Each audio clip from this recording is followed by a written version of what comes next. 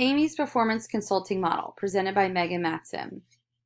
When a PC or performance consultant is working with a stakeholder of a company, they complete 9 separate steps. Amy did a great job creating a processing map to show the human performance method, which she broke into 3 categories. Pre-intervention, where each party is learning each other and identifying the gap. Intervention, once the gap is identified, the intervention and implementation can occur. And post-intervention, you review and measure. You will notice there is a contract in between each spot.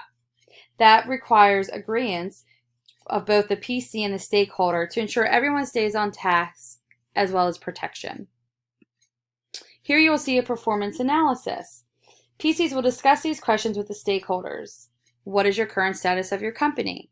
What is your desired status of the company? From those questions, you can identify a gap, need, or discrepancy. Once you identify those gaps, intervention can occur. The heart of this chart is the gap, need, discrepancy. If you don't identify that, nothing else can be accomplished. This is how one can conduct a performance analysis. So what should you do? So you have students who are not completing their assignments, and you just learned that an office supply company has discounted planners and complimentary training sessions. What do you do? Well, number 1, we already form relationships. Number 2, we define the request and find ways for students to stay on track. We conduct performance analysis. What is the current status? Students are not completing assignments on time.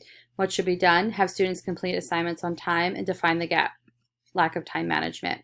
Our objectives. Students will implement time management skills and they will understand how to utilize a planner. Formal training will begin and we will implement the students in the training.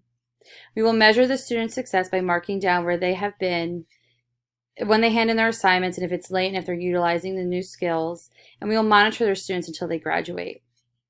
This is how you conduct a performance analysis. Thank you.